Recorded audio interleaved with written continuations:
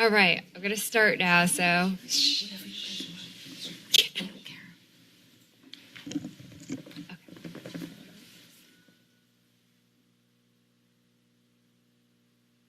Ready?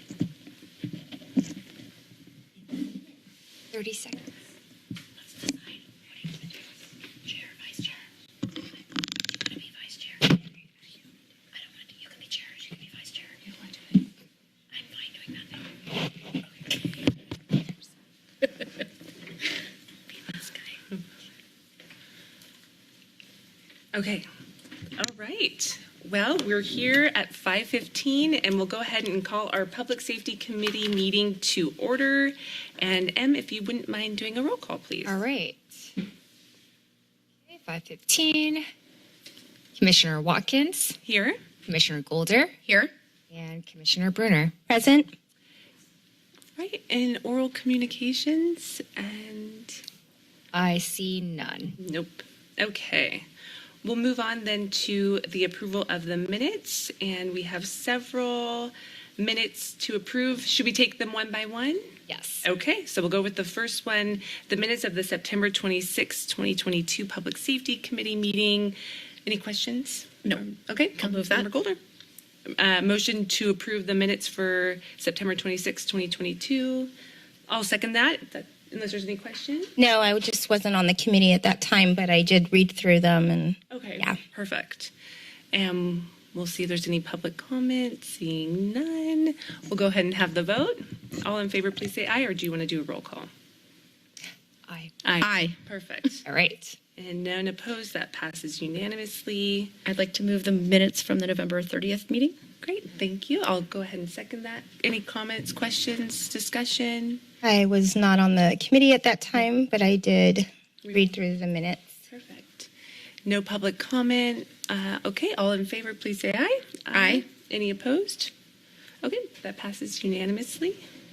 Next is number 3 of the minutes, February 22nd, 2023. So moved. So seconded. Any questions or comments? Seeing none and no public comment, we'll go ahead and take the vote. All in favor, please say aye. Aye. Aye. None opposed. That passes unanimously.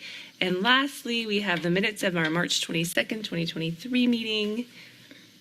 Oh, so moved. I'll second. Switching it up. Seconded by Councilmember Bruner. Motion by Councilmember Golder. All in favor, please say aye. Aye. None opposed. Okay, that passes unanimously. So we'll move to our general business item, the election of chair and vice chair. I'd like to make Please, Councilmember Golder. I'd like to make a motion for Councilmember Watkins to be the chair and Councilmember Bruner to be the vice chair. Okay. So those nominations are on the floor. Any discussion or? I'll second that. Okay. We have a second of the nominations. No further discussion. All in favor, please say aye. Aye. Aye. None opposed? Okay. Great. Well, wow. We're just moving right along here. Okay. Thank you. And we'll move now then to our agenda item number 6, which is the 4th of July Incident Action Plan. And thank you. Me? Yes. Do I have to speak into this or turn my camera on or any of that? No? All You're right. definitely speaking to the mic. And you guys can see it? Oh, yes. Because I can see it perfect on my screen.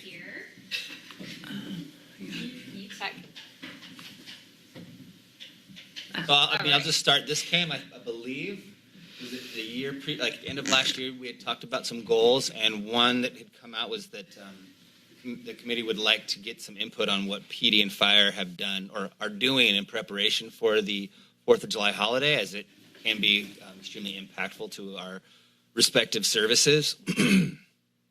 And we've collaborated every year, but I think communicating it is important, and so we'll do that now. And then, of course, any questions that you guys have, and then moving forward, if there's sort of we always try and do after action reviews or figure out what works and what doesn't work, and so I think also getting input from you guys as the voice of the community and the council in terms of what you guys get reported back to you or that you guys have seen in your experiences would be helpful. So awesome. And I put in some photos from past 4th of July, and actually this one was from the bicentennial. This was taken from our old fireboat off the tip of the wharf. So, and I have a video of that too. So again, just an overview of the holiday and the impacts it has for the city. What we are planning on doing this year in terms of our incident action plan. And then with that, it's sort of separate, but obviously a huge impact is what we're doing at the beach and lifeguard in terms of enhancements in relation to the holiday.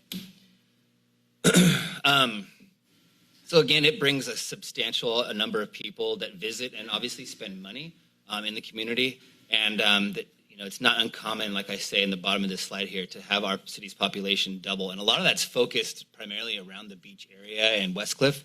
So obviously a huge impact to traffic. And as such, we get an increased call for service for both police and fire, and they're related to alcohol, the traffic increase.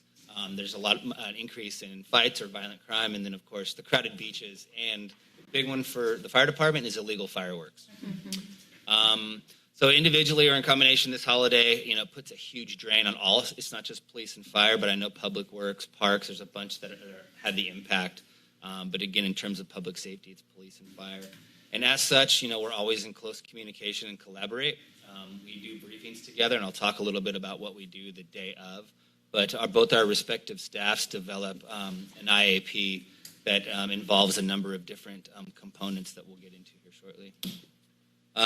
So our objectives for this upcoming, obviously, for the Independence Day holiday is to provide for safety of the public and the personnel within the community, safely manage the increased number of visitors, respond safely and effectively to all of our calls for service, and then safely mitigate the impacts of the fireworks in our urban and wildland urban interface areas. Because again, they do happen, all throughout the city.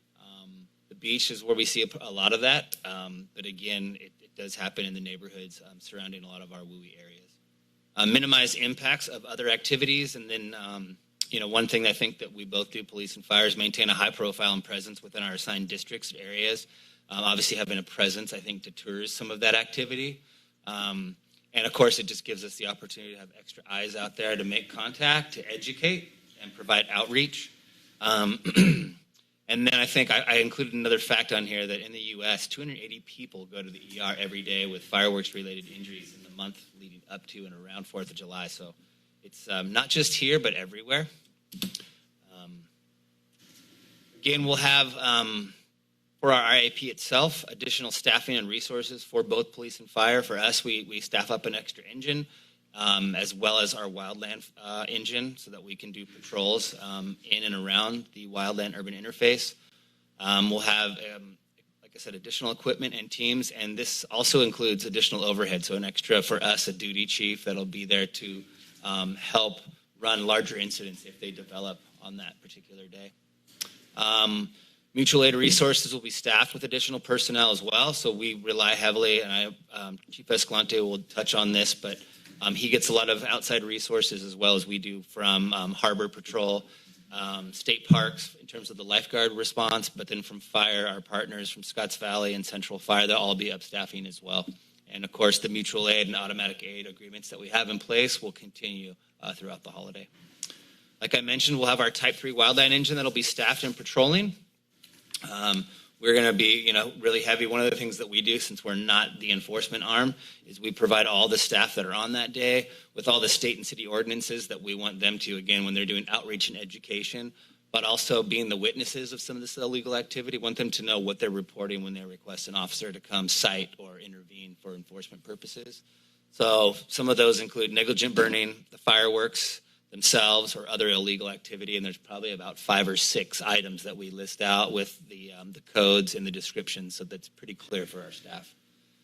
And every year there's close coordination to deal with any confiscated fireworks. We make sure they're properly stored and disposed per the California State Fire Marshal, and our partner Santa Cruz County Sheriffs are the ones that really handle that for us, and so we're going to follow their policies and procedures. Communication plans are going to all be developed, again, both as individual fire and police, but then we do a lot of crosstalk and cross-pollination on this type of event. And then we do briefings that the day of and all the different roll calls and shift changes. As people come in, we'll be briefed to make sure they're all aware of the expectations.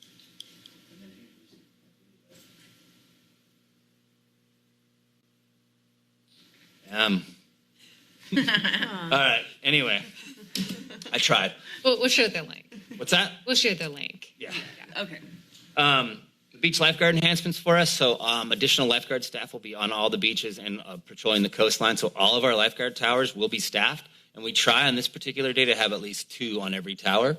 That's additional eyes, on the water. It's additional staff to respond, answer questions, because again, successful lifeguarding really starts with preventative lifeguarding.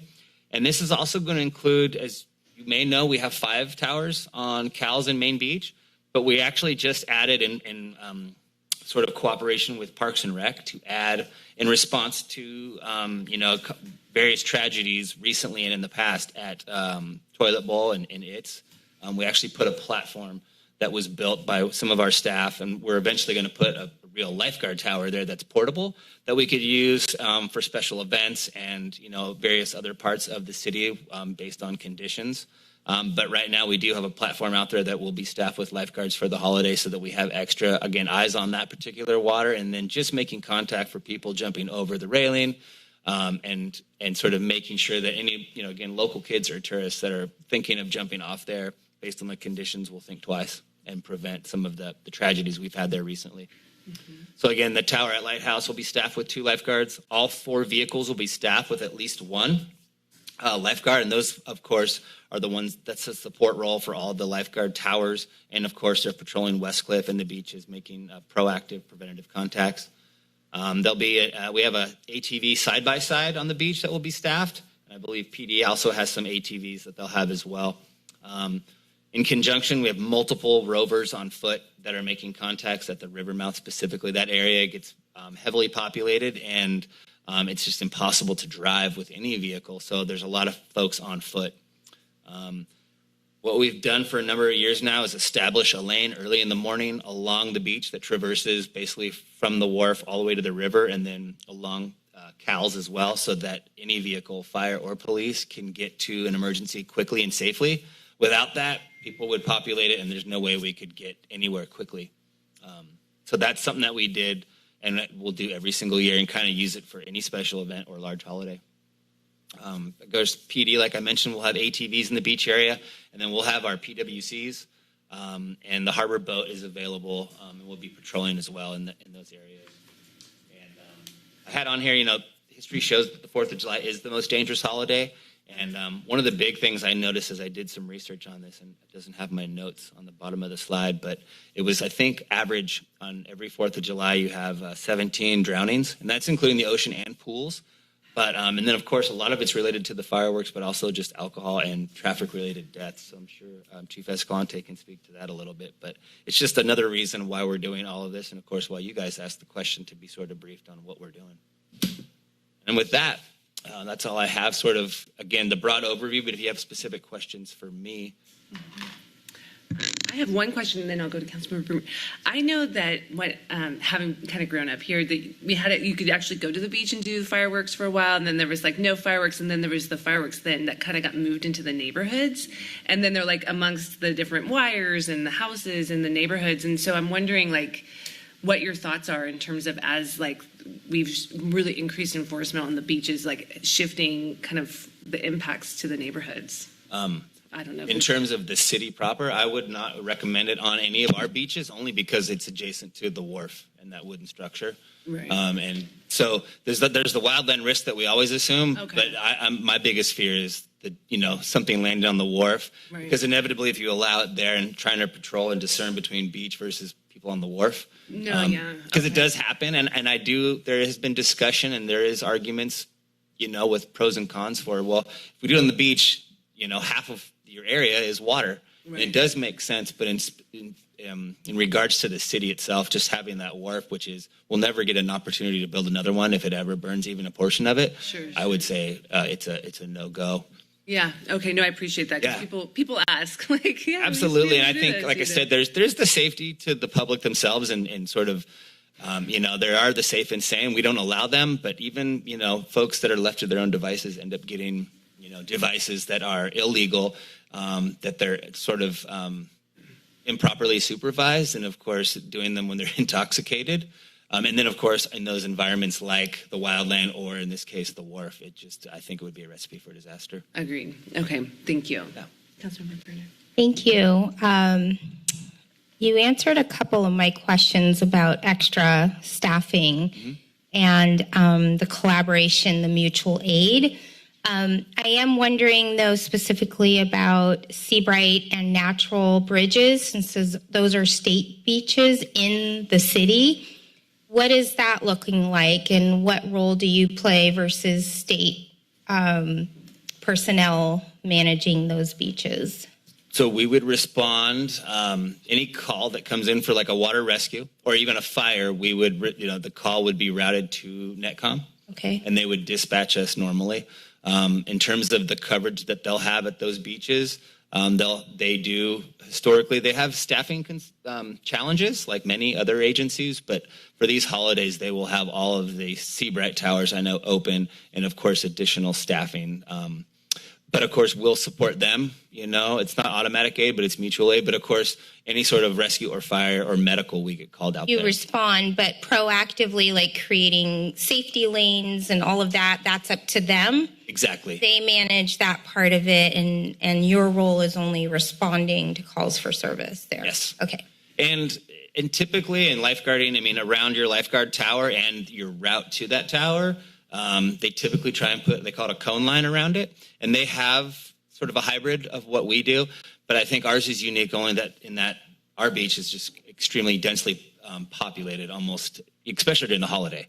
That was one of the comments I made during the acceptance of the Hyundai Santa Cruz, was that it's a lot smaller, lightweight, but it also has better visibility for the driver. So in those tight areas, whether it's with the traffic lane or not, it just makes it a lot safer for us. We cannot operate in the beach environment, in our beach environment, with a full-size pickup truck like state parks. And I think also historically their beaches just don't get, 4th of July, you're correct, Seabright specifically gets pretty packed. Crazy. Yeah. And that would be up to them. But I think they sort of do something very similar.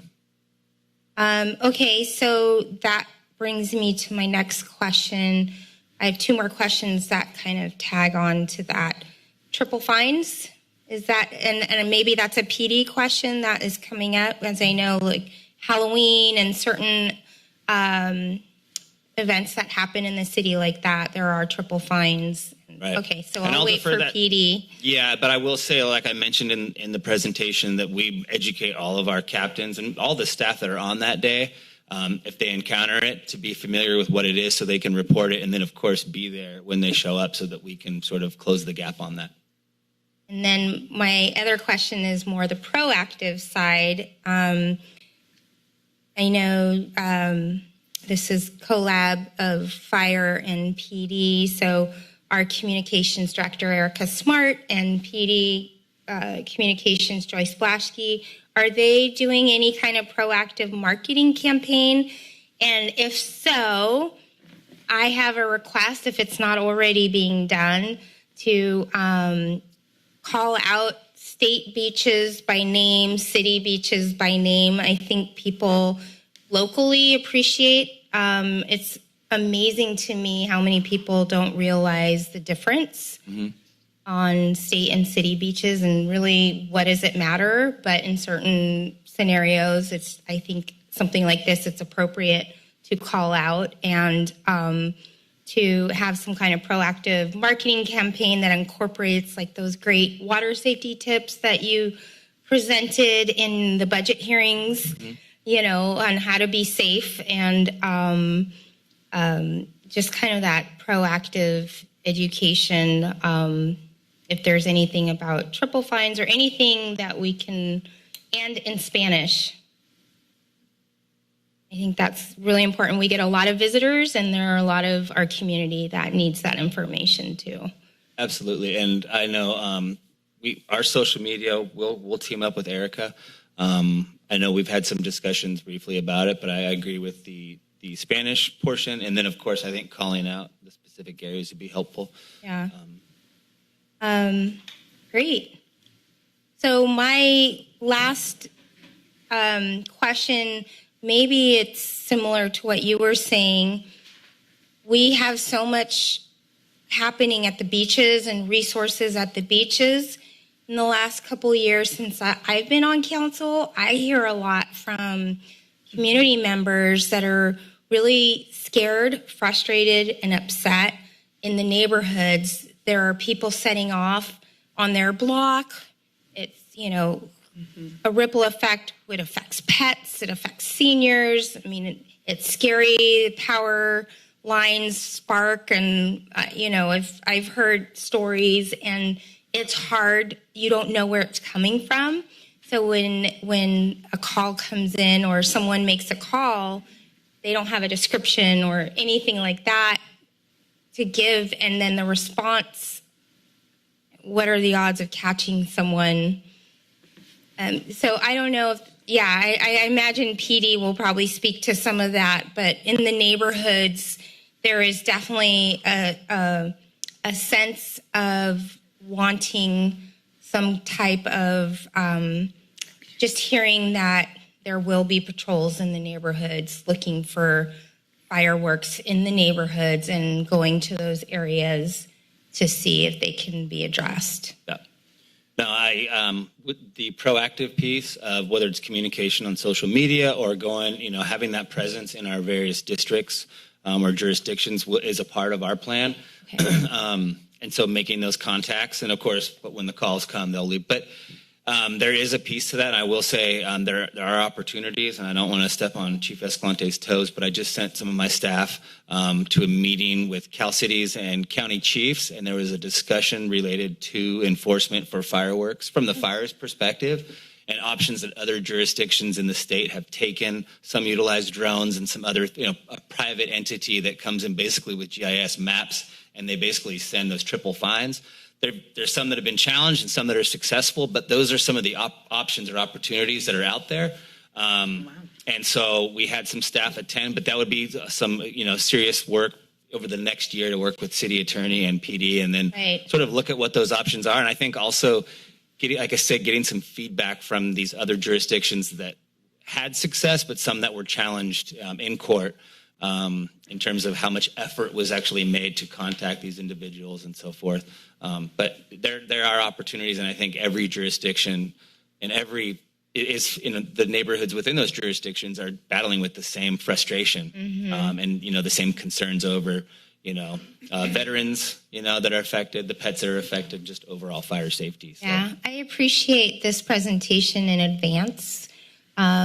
And so I wasn't here when this was requested, but I think this is really helpful in getting that messaging out to community members for them to hear. We know, but for them to hear that fire and PD will be patrolling all over, and the beaches, Cowles Beach, Main Beach.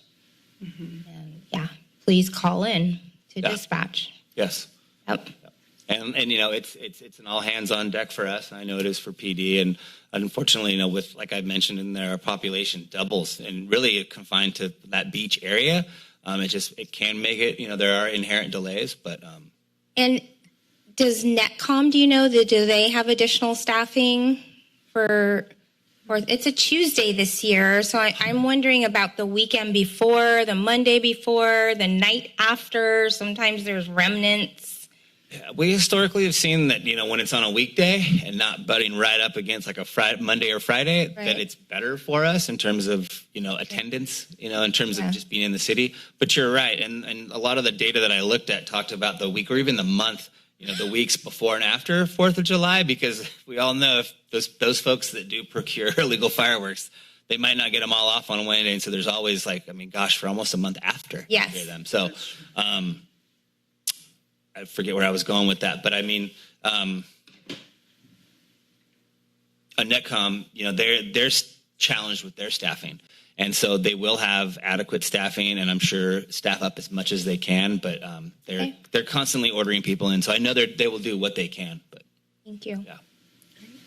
Well, thank you, Councilmember Golden.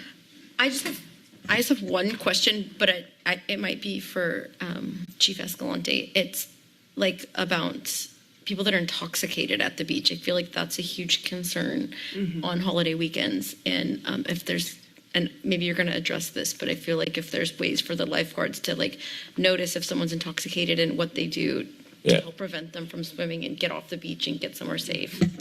One of the things, and again, I'll let Chief Escalante talk about the enforcement piece, but lifeguards, and that's been part of the conversation in the past about lowering the age. Because sending a 16-year-old to go talk to someone who's from out of the area in a large group and say, sir, you're not allowed to have glass or drink alcohol on the beach is a big challenge. It's a challenge for an adult by themselves. But that being said, there is preventative contacts that are made, and we do collect data on that. And so they will go out whenever they see anything that's a violation of city ordinance.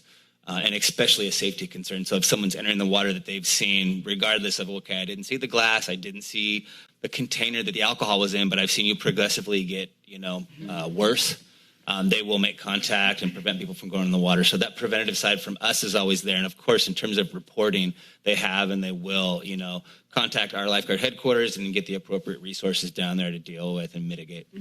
Great.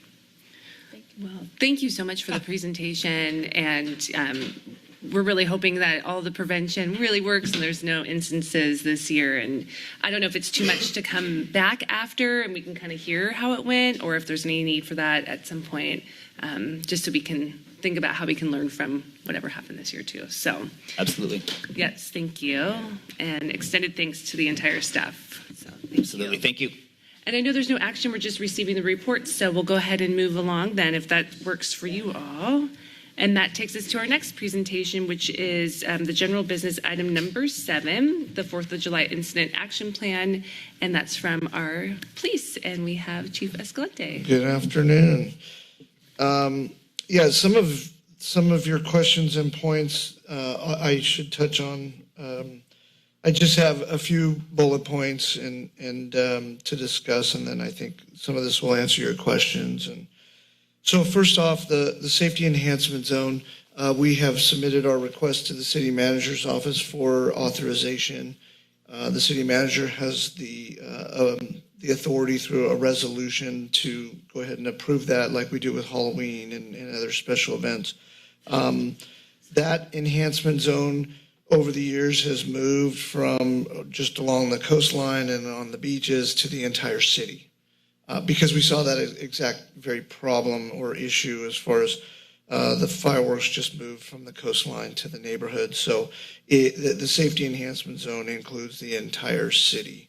And obviously most of the focus will be on violations of possession of and actively lighting off fireworks. Staffing, of course, will be all hands on deck all weekend prior to. We anticipate that the weekend after will be much slower. It's usually the weekend leading up to. Actually, I remember last year, 4th of July, the evening of 4th of July, around 6:30, the fog rolled in and you just saw people in droves heading back up Ocean Street over the hill. I would suspect that our busiest times will be Friday, Saturday, Sunday, and then, maybe a little bit on Monday. So we have returned this year back to an old, what we used to refer to as our beach schedule, where we have teams that overlap on Fridays, Saturdays, and Sundays. So we'll have an entire patrol team in the city and then an entire patrol team in the beach on Friday, Saturday, and Sunday. That's something that we got away from the last couple of years, and we've returned. And I think this weekend you saw such a quick response because of the staffing that was added for the Memorial Day holiday. So we have our beach schedule for Friday, Saturday, Sunday, and then also overtime scheduled for Monday and Tuesday as well. The social media aspect, we just talked about it at our staff meeting this afternoon. Probably around mid-June, we'll start putting out, the media messaging around the no fireworks, the triple fine, or safety enhancement zones. I made some notes here about calling out state property. Another one that we will identify is the Lighthouse Field. That's actually state property. We always get called there. We will respond to assist, but state parks, that is their responsibility. And back to your question about those locations. In the past, natural bridges hasn't been necessarily a problem. As you indicated, Seabright Beach is much different. I don't know if state parks is planning on, in the past, they have fenced off the beach with like a checkpoint sort of system, checking for fireworks and alcohol and such.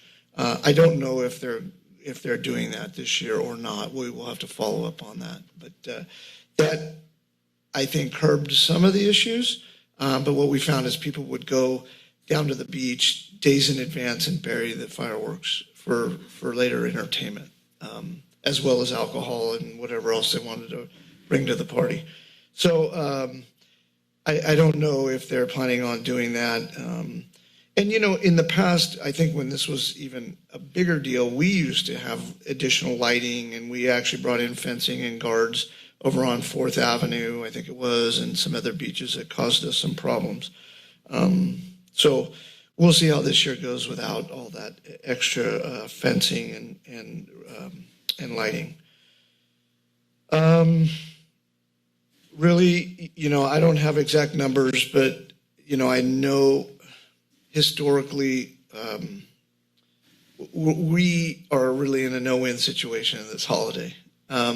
We have a significant number of community members that want more enforcement, and we also have a significant number of community members that think we should do less enforcement. It's the holiday. Oftentimes there's you know, teenagers, younger kids. Although there's a significant safety issue with that, we really are put in a difficult situation citing young kids. And then some people are okay with the fireworks, but then once it becomes 10, 11 o'clock, they've lost their patience. So there's oftentimes, we're in this really sticky place where, you know, the enforcement becomes just really difficult for a number of reasons. One is bandwidth and volume of calls.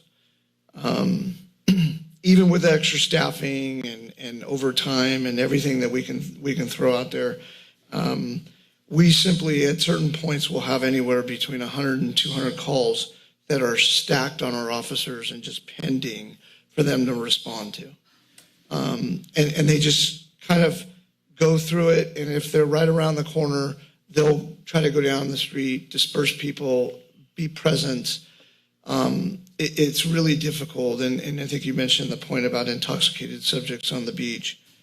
I will tell you that this is a holiday and a holiday weekend where we just try to manage the problem. It's really not an opportunity for us to proactively go out there and go get them sort of thing, because we're running around, you know, doing the best we can. The volume is just too much. And so it is important for people to call.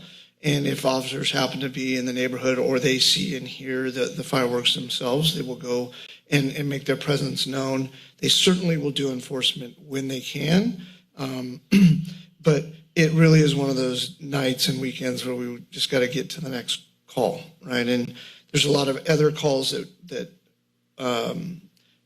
like DUI crashes, those sort of things where you can't just manage those. You got to handle them. And so you lose bodies quickly off the street to I guess, provide more presence and safety. So it's really tough. Also keep in mind that, you know, the lighting of the fireworks in most cases is going to be a misdemeanor, which a misdemeanor that does not occur in our presence, we cannot make an arrest or a citation. We need a witness. And as Chief Odie mentioned, sometimes the fire personnel, they close that bridge for us. And they are the witnesses that can sign the citation. Oftentimes when people see the officers coming down the street, everybody takes off running, everybody tosses the fireworks. We've you know, solved the issue very temporarily. But as far as being able to just get out of the car and make an arrest, it's not that simple. it's a misdemeanor offense in most cases. So you have to connect the dots. Who's actually lighting the fireworks, right? You have to have somebody witness it, or the officer actually on views that sort of thing. So that's a whole nother, kind of challenge in the enforcement on top of the bandwidth. I think I covered the calls, volume of calls. I think we got to the point several years ago where we just can't physically dispatch an officer to every single call that comes in.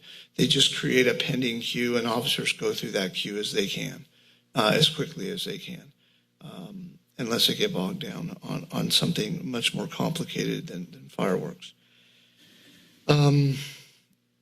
And actually, back to the staffing, as Chief Odie mentioned, we do have officers that will be assigned, out on the beach, on their ATVs and along the levees and all the places that those ATVs are allowed to get to.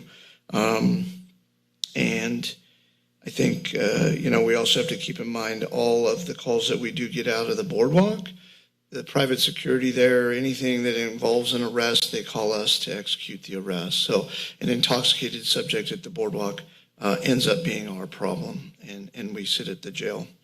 The sheriff's office does typically add staffing at the jail to kind of become more efficient, but certainly there's always some delays and challenges there too. And I think that's all I have. Well, thank you, I Chief. hope I answered some of those questions, but No, you did. I think you answered some of my questions, and I think it sounds like a real challenging and impossible task in a way. And just kind of growing up around here, it's like I've seen a lot of crazy stuff happen on the 4th of July. Let's just say that. And I think it's really hard, right?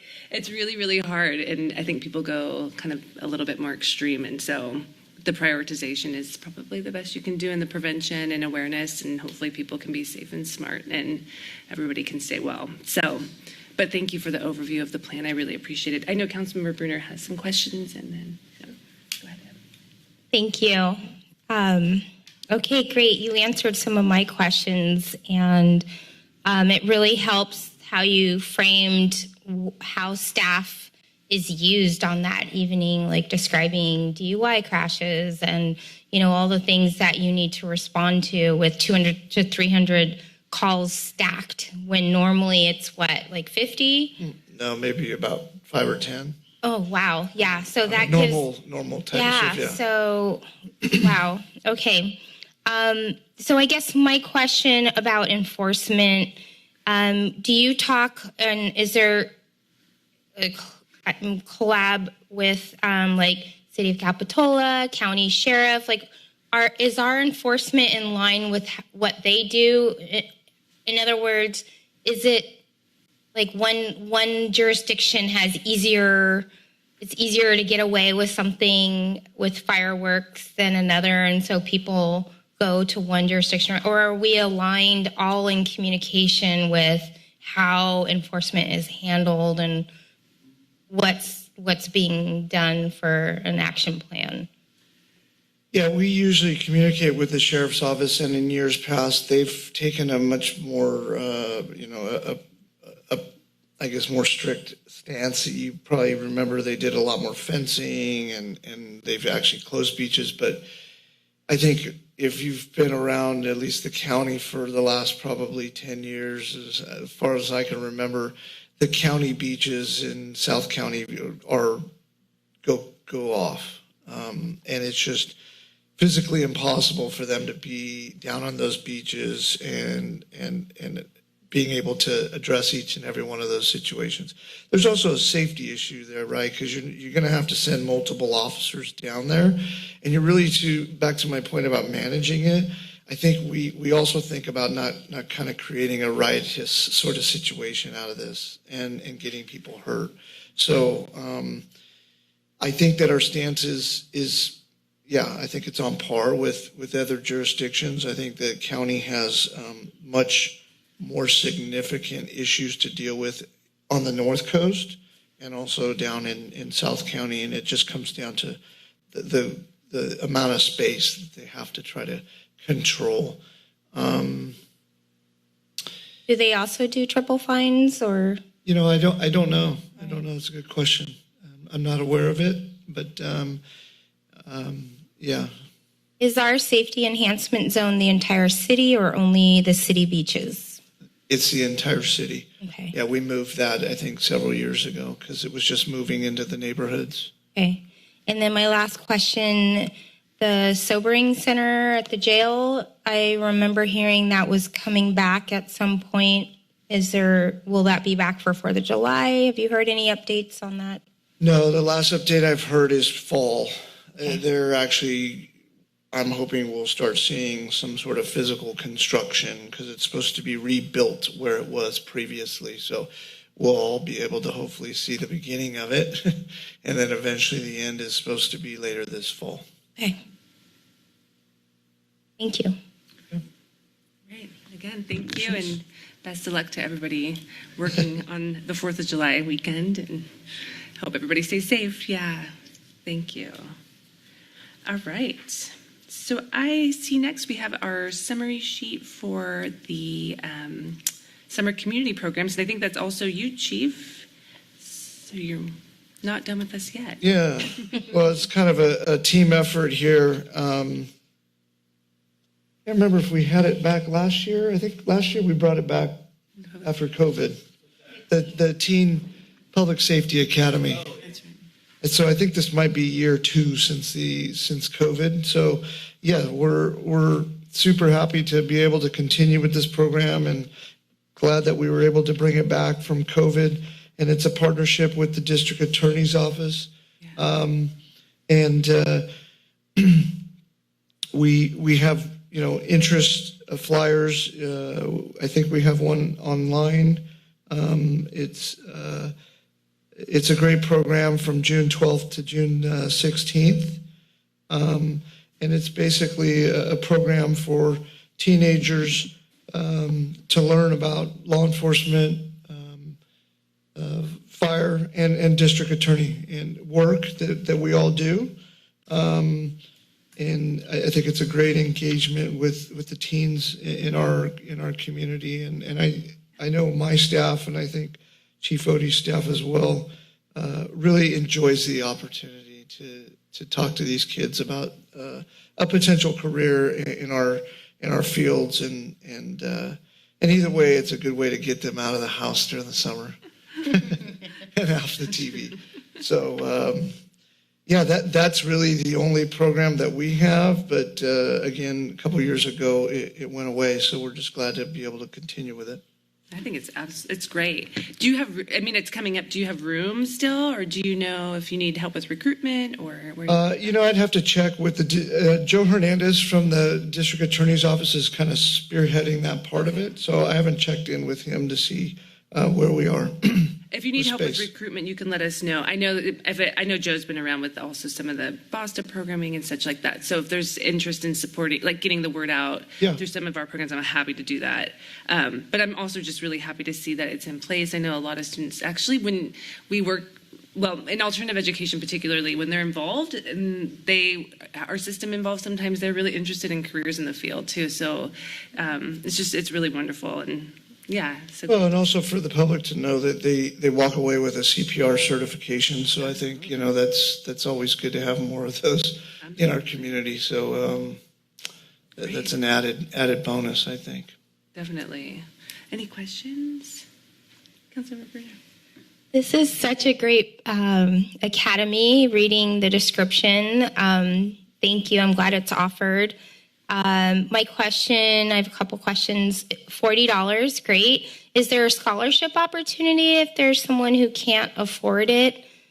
And have you ever had any limitations, like Spanish-speaking kids that want to participate? Do you accommodate for that if that were to happen?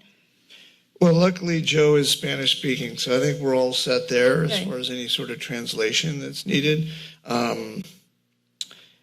But also, back to your first question, I'm not aware of a scholarship sort of thing. I'd have to check in with Joe Hernandez on that, but I'm certain that we can make some sort of accommodation. Yeah, it sounds like with all the the groups involved with this, the agencies involved, that could be a possibility. But I was happy to see how we could support if that was something needed. How many, on average, kids attend? Would you say like 30? It's 30 to 40. Oh, wow. In terms of recruitment, it's filled up. I bet. I think there's so much demand that we actually end up, unfortunately, turning some away. And I know last year, talking with Joe, there was this idea of could we do, a second week or something. I mean, there's definitely the interest. I think it's just the bandwidth. Cool. That's really Very nice. Thank you. I think that's a great asset to our kids and the community. 100%. Yeah. And if there is a scholarship need, I'm sure that could be problem solved with some of the children's fund or the faux pas or whatever. I So we mean, can that's think where I about- was yeah. getting at. Like, we could definitely figure out a way Offer to them. support. And I think a lot of that fund just goes to like logistics, like food. And Sure, and t-shirt. I know that TD T-shirt. Fire and District Attorney, we could, Yeah. any shortfall we could make up. Awesome. Wow. Well, I hope to see some pictures. I'm sure it's going to be great. Well, it's a good week, and there's a good physical fitness component to it too. So hopefully they return home nice and tired. That's what we like to see as parents. Awesome. All right. Well, thank you for that. That's a great positive update. And I know we don't have any action on that. And so our last item is really the Laurel Street safety update. And I know that was of interest to the full council after that specific agenda item came with the lighting and such. So I'm happy to hand it back over to you, Chief. Yeah, thanks. So following the council meeting and the community member that expressed some concerns in the area of Laurel Street and Myrtle Street, specifically or most specifically between 10 p.m. and 5 a.m., there was some concerns around trespassing and some harassment behavior towards women, and as well as some lighting concerns in the neighborhood, and some vandalism and petty theft. So those were kind of our main focus areas. We did some directed enforcement in these areas, mostly at the time, between 10 p.m. and 5 a.m.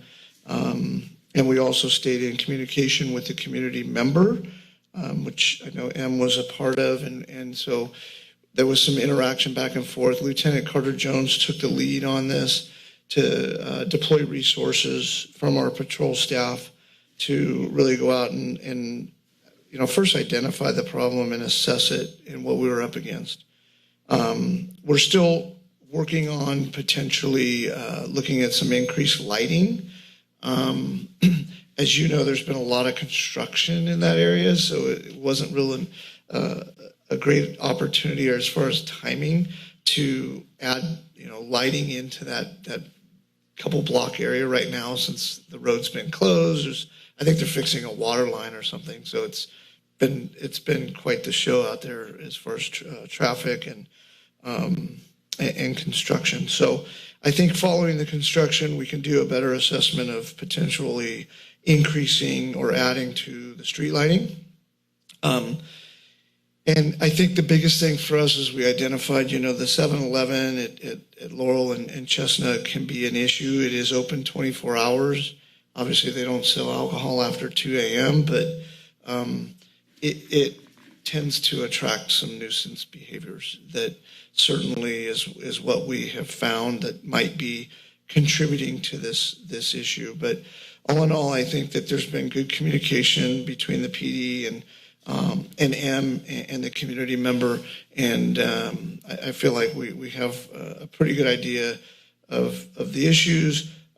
Nothing really stood out since we kind of had our directed patrols in the area, other than, like I said, we'll reassess the lighting issue, and we got to figure out maybe some mitigations around the 7-Eleven for sure. Well, I really appreciate hearing the update. It's really encouraging to know how responsive you've been to the community and the issues, and just that ongoing communication alone, I think is really helpful. So thank you for that. Are there any questions from our council? Please, Councilmember Bernard. Thank you for the update. Let's see, I'm glad that there's been continued look into this and assessment, and everyone working and also staying in touch with the community members there in that neighborhood. What are the next steps for, you mentioned a couple things have been identified, like the nuisance behaviors and some of the lighting. Is there next steps in addressing that, or how does that usually, what happens when something's identified, and then what happens next? Yeah, like I said, I think it would be smart to let the construction project get completed. And then at that point, I think it would be smart for us to collaborate with Public Works and look at the lighting that's there now, and if there's any opportunity to increase lighting. The 7-Eleven issue is a tough one. Because as some of you probably know, a lot of people are leaving the downtown, they stop at 7-Eleven, and then they walk home, and sometimes they have behaviors that aren't so desirable at 2 a.m. And don't make people feel safe. So that's a tougher one. That would be a much larger project to really start tracking how they're contributing and how much they're contributing, and is there any way to sort of address their permits and what, as far as maybe we have to cut back on their sales of alcohol on a particular time. But those take pretty in-depth investigations, and you gotta have a lot of evidence to show that, because that's a significant hit to a business owner. So that would be more long-term. I think the shorter term would be the lighting, the increased lighting. And I also know that they're, as far as some traffic stuff, they're restriping Laurel Street to increase bike safety and hopefully reduce speeds as well. So I don't think that was one of the highlighted issues, but I think traffic's always kind of a focus of contention. Thank you.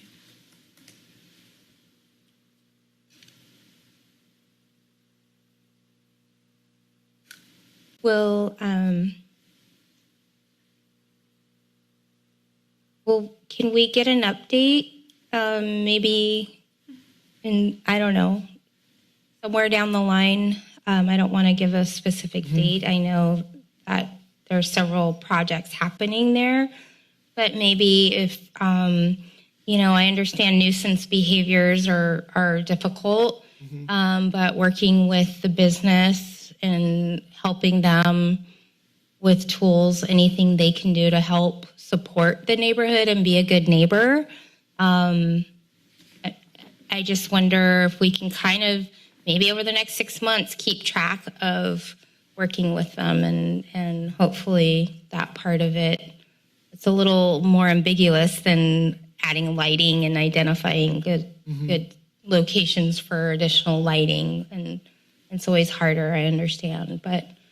Yeah, one of the issues that we run into is really being able to prove that they are the kind of crux of the problem, because you have to remember that most of the time the problem is starting downtown or elsewhere, and then they stop there, and then they're walking, so it's hard to pinpoint it when it's complicated, but it's certainly something we can look at. So when you mention alcohol sales, like they sell alcohol till 2 a.m. or?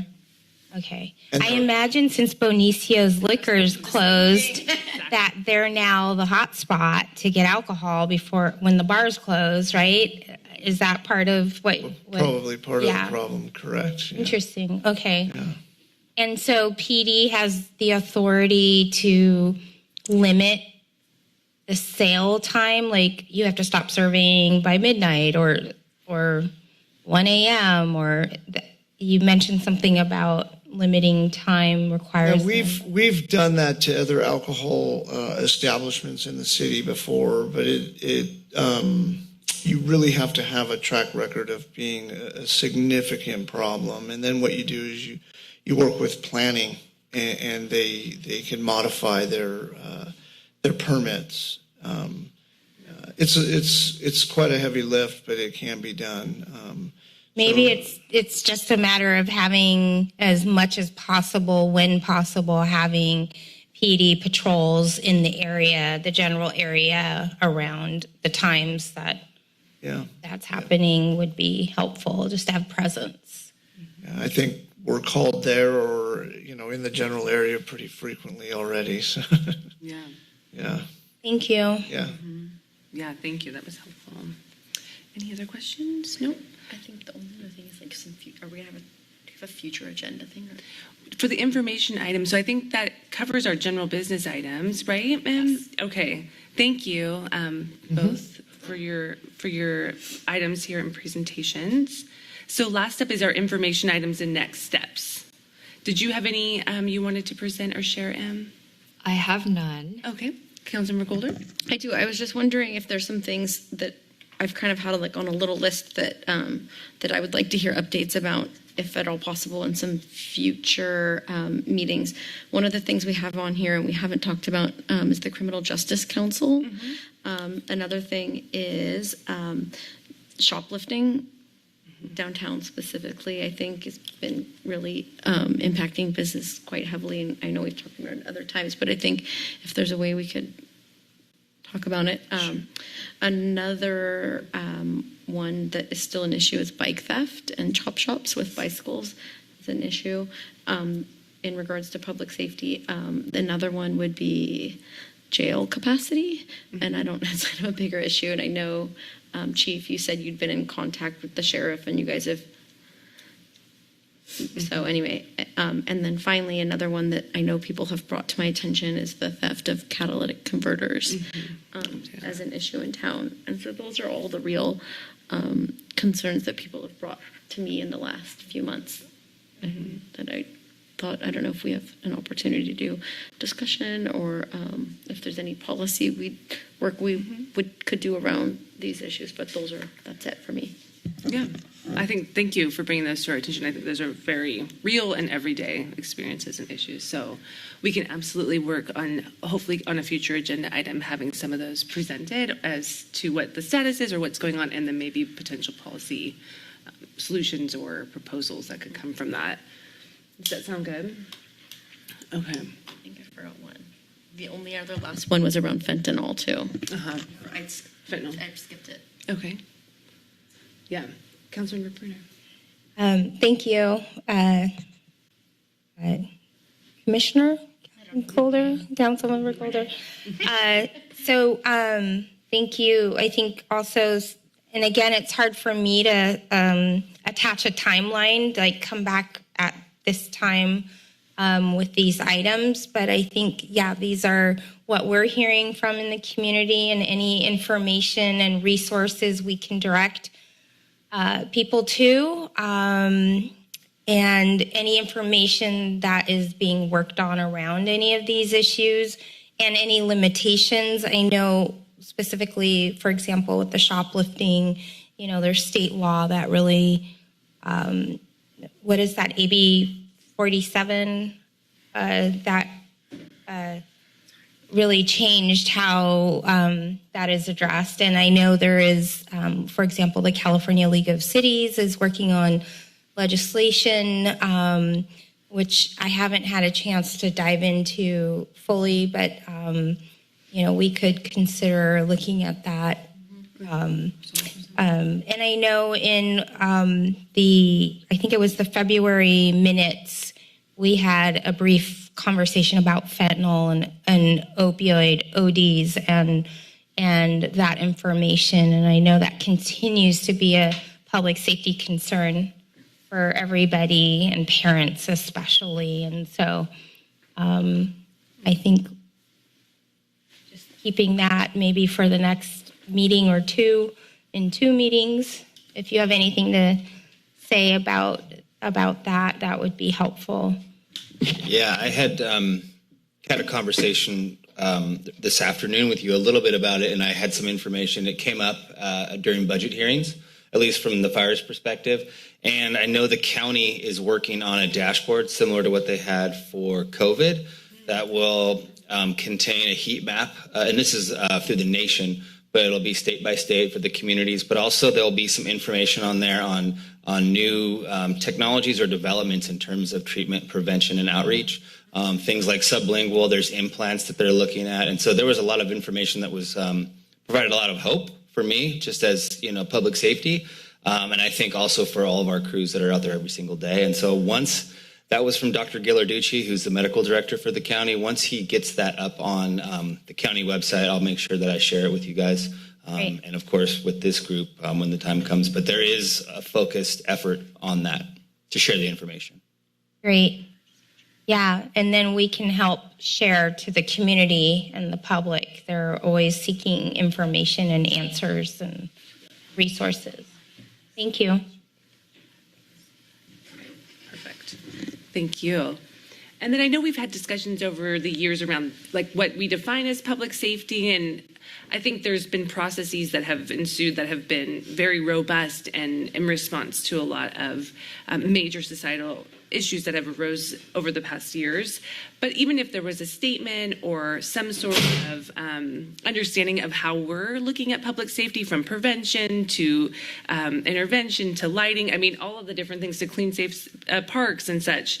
So I don't want to lose track of that personally. I think it'd be great to kind of think about how our community is looking at public safety in that broader sense as well, in addition to the response, the necessary response that we have to provide as well. So, you and I, or maybe Councilmember Brunner as the chair, vice chair, and staff can look at timing and what works and try to see how we can structure our agendas to get to some of these items. Does that sound good?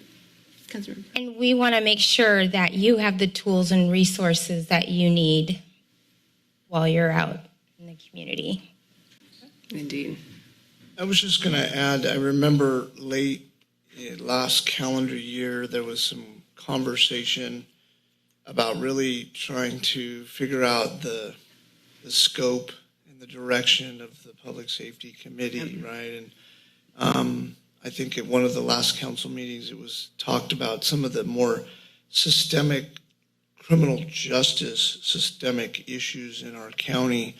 That might be a task or your focus of concentration, or is it the bike chop shops? They're all significant, right, both of them, right? But where would this group have the most impact, right? Is it going to be trying to address creative ways to work around the law with shoplifting or catalytic converter thefts, all that are negatively impacting our community? Or is it something does this group look more on the back end of, okay, we have this, but now what, right? Where do we put people, and what are our options, and who gets convicted, and are there consequences to their behaviors? Those are some of the things that really are our challenges. There's the health and safety part of the fentanyl, but then there's also when we catch somebody with it, we give them a citation. Mm-hmm.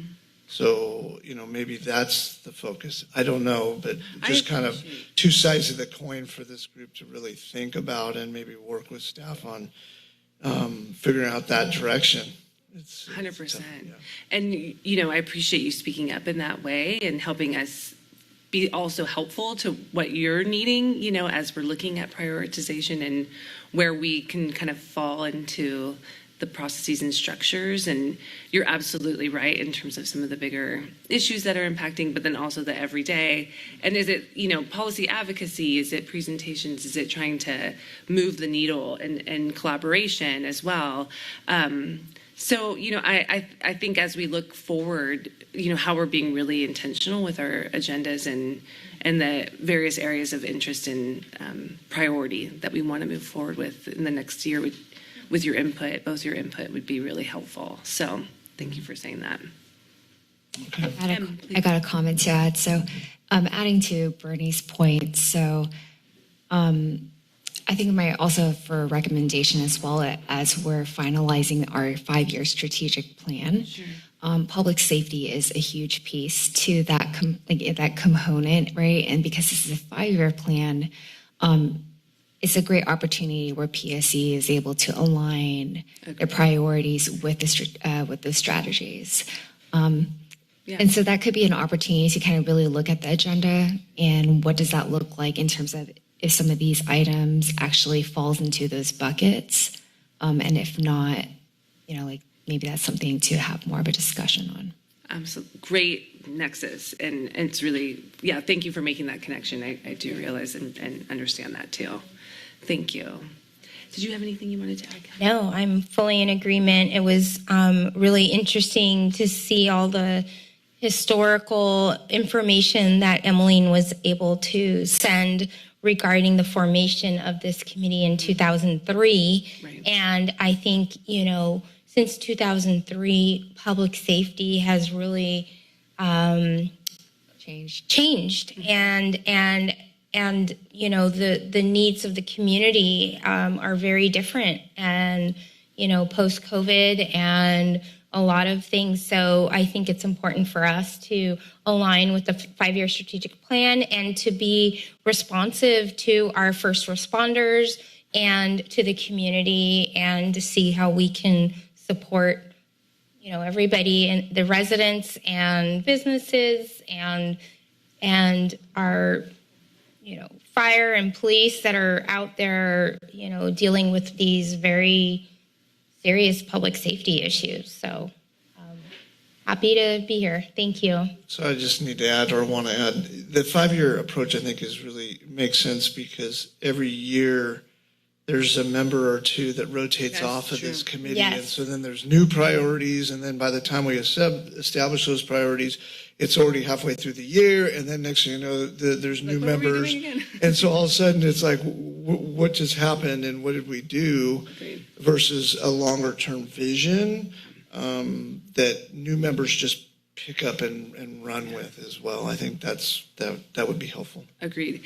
And do you know a timeline when we should see the strategic plan and have maybe a discussion about our priorities in alignment with Yes, so the draft should be coming on the second meeting in June. Oh, okay. So like June 27th. Okay. And I think that should be ready in August to finalize everything for adoption. Okay. And I think overall, the idea is also to report back to the city council on those updates for the strategic plan, which is perfect. Great. When we work on these projects, even as for PSC, these are updates that we're providing back. Great. Perfect. Okay, great. Well, it's nice to know it's coming. And I think for continuity, it'll be really helpful, and for just, intentionality. So thank you. Unless there's any other comments or information items. Okay, seeing none, we'll go ahead.